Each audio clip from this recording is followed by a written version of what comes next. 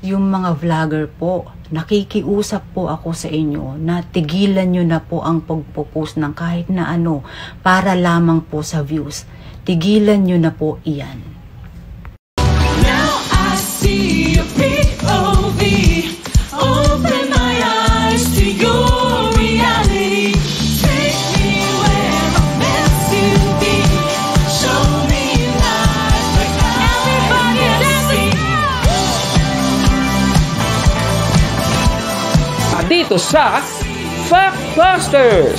Sa puntong ito ng ating programa, kung hindi ka pa nakasubscribe, pakiclick po ng subscribe button at ang notification bell para updated po tayo sa ating mga susunod na videos. Kaya, let's go at simulan na natin!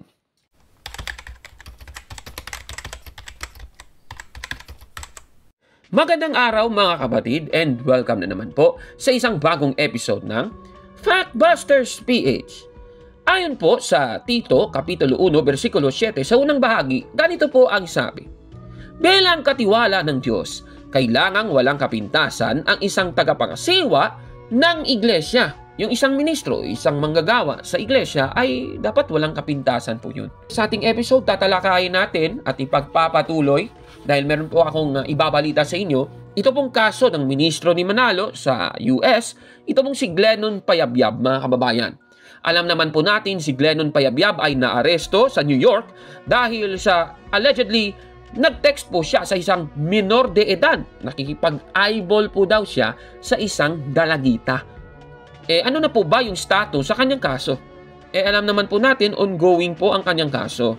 Nakikita nyo po yan sa New York State Unified Court System sa kanilang website at makikita mo po yung buong detalye ng kaso.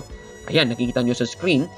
Yung korte na hahawak sa kanyang kaso ay yung Richmond Criminal Court. At ayan, yung defendant si Glennon Salvador Payabyab na ipinanganak noong 1982. Yung insidente nangyari noong March 31, 2025 at inaresto po siya noong April 3, 2025. At yung nag-aresto sa kanya ay yung New York City Police Department. At yung pag-aresto sa kanya, siguro panoorin natin. Wait, look at me. My name is Pete from Protect Our Children. And you should have never ever been named protecting a 12-year-old girl. Okay? No, I'm not. I'm not. Yes, you was, sir. You should have never been texting a 12-year-old girl, you piece of shit. Glenn, you have anything on you that I need to know about? You have anything on you that I need to know about right now? No. I'm church. I'm in church. Church of Christ. Christ, but I know he's going to send an arrow straight to hell. No. Yeah.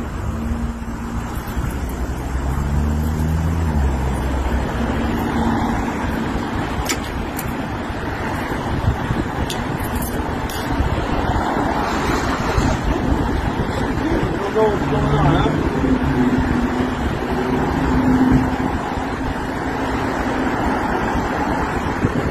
He's here from outside with the car park. Back gate. I see the car's parked.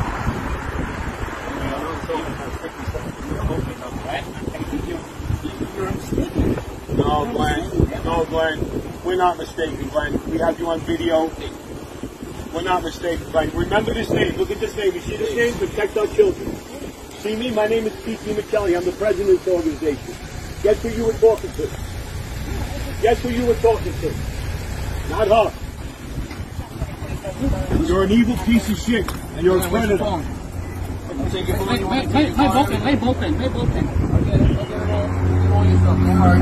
Where the trucks are parked on, look, across the parking lot. What am I doing? I'm just trying to... No, right where the double parks. Get him in the back of the truck right now. On! Right here. I got it. I got all your stuff. Don't worry. Get in the car. Hey, Glenn.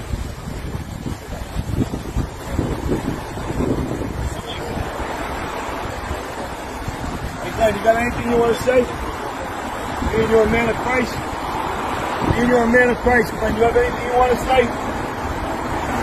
don't want to say anything, Glenn?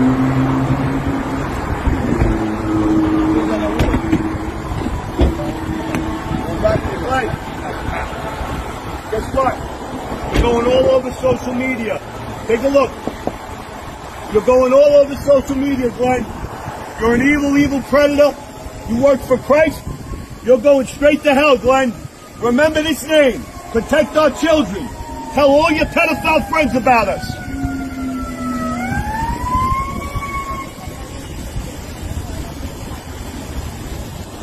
Good to see you again.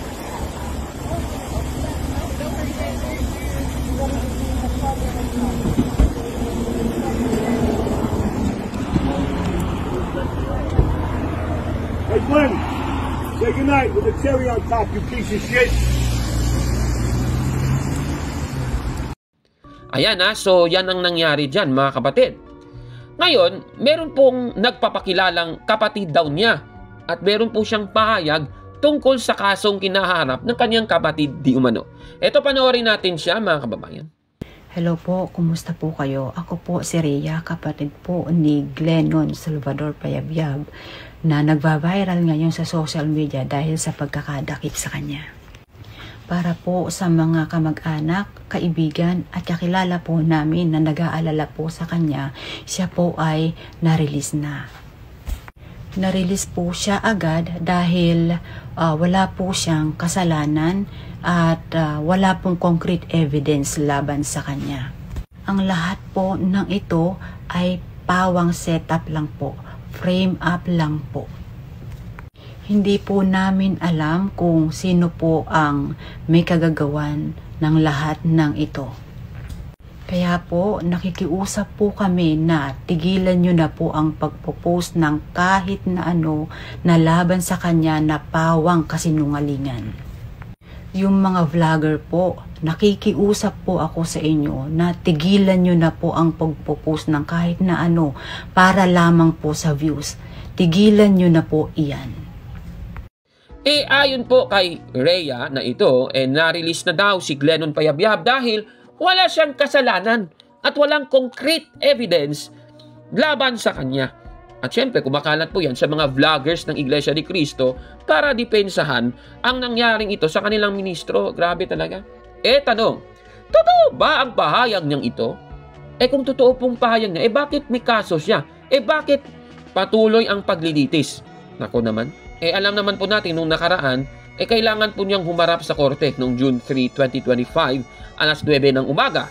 At alam naman po natin na habang papalapit po yung June 3, ay siya po ay nagpiyansa, mga kababayan. Naghain po siya ng not guilty plea, mga kapatid, at nagpiyansa po siya, mga kababayan.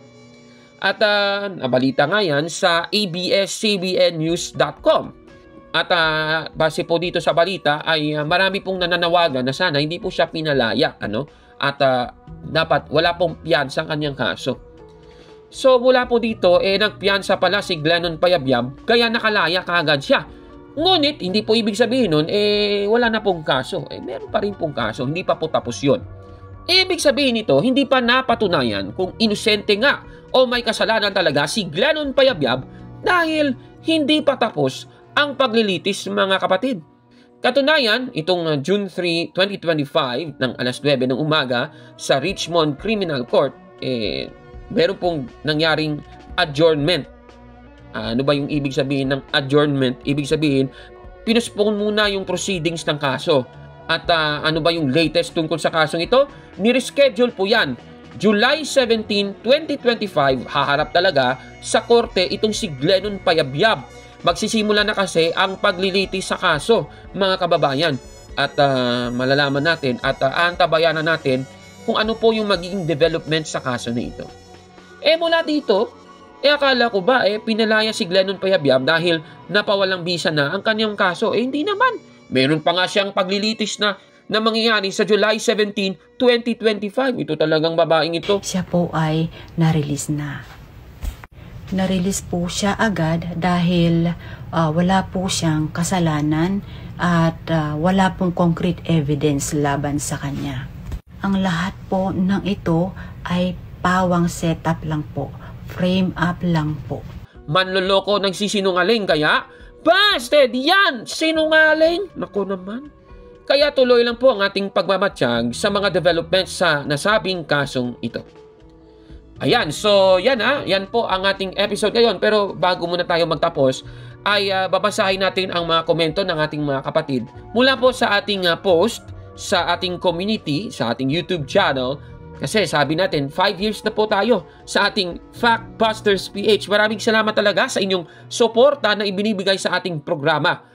Gusto ko lang pong batiin ang mga sumusunod. Si Sister Mirna Baronia, si Sister Apple Rosales, at si Brother Raymond Toledo. At maraming salamat sa inyong tulong. At dahil dyan, naging participant po tayo doon sa Catholic Faith Defenders National Convention na isinagawa doon sa Cebu City. At dahil din dyan, ay may nabigyan po tayong mga t-shirts sa ating mga kasamahan sa Catholic Faith Defenders. O eto, babasahin na natin ang mga komento ng inyong pagbati. Mula kay Thelma Reban. Happy 5th year anniversary sa iyong Factbusters channel, Kaburnok. Sana'y magpatuloy pa ang mga pagtutuwid mo ng mga tunay na aral ng ating Panginoong Hesukristo. Mabuhay Kaburnok at pagpalain ka nawa lagi ng ating Panginoong Hesukristo. Our brothers and sisters in Catholic faith need more voices like you. God bless. Mula kay Mr. Mrs. Gonda. Maraming salamat din po sa inyo, Kaburnok. Madami akong natutunan sa inyo. Alam ko hindi dangi ako ang may maraming natututunan dito. Nawa patuloy kayong gabayan ng banal na espiritu sa bawat topic na inyong ginagawa para ipaabot sa amin ang tunay at tapat na turo ng Biblia. God bless po sa ating lahat. Amen. Mula kay Jingtao sa Happy 5th Year Factbusters Lee, nawa ay marami pang magigising sa katotohanan at bumalik na sa tunay na simbahan bago pa mahuli ang lahat. Gabayan nawa kayo Panginoong Diyos sa lahat ng oras. God bless sa inyo. Mula kay Richie Sinoro. Happy 5th year anniversary po sa programa nyo, Kaburnok. Patuloy lang kayo sa pagtatanggol at pagsisiwalat ng katotohanan, labanan ang mga huwad at mapanlinlang na mga sekta. Mula kay Jess Salvador. Salamat po sa Factbusters na iwasan ko po na malinlang ng mga sulpot dahil po sa panonood ko sa inyo. Mula kay Tandang Surot. Nawa ay umabot pa ng maraming taon ang pagtatanggol nyo sa mga doktrina ng inang simbahan. Pagpalain nawa kayo lagi ng Diyos mga kapatid. O yan grabe naman yung mga comments ninyo mga kapatid Ano po masasabi ninyo sa ating episode ngayon? Paki-comment po sa baba mga kapatid. At kung like mo ang video na ito, paki-smash ng like button at mag-subscribe sa ating YouTube channel sa Factbusters PH kaya. Huwag maniwala sa sabi-sabi. I-check muna kung fact nga talaga. Hanggang sa susunod na episode, ako po si Kaburnok. At ito ang Factbusters! Mga kapatid, magandang araw po. At kapayapaan ay maghari sa ating isipan at sa ating puso. At follow and subscribe, Factbuster PH, The Beloved Catholic sa Facebook page ni Kaburnok. At abangan nyo si Kaburnok. No? Dahil marami siyang i-reveal na mga maling aral at matutuhanan natin ang katotohanan. Dahil ang katotohanan ay magbigay sa atin ng tunay na kalayaan. God bless! I am Catholic. I am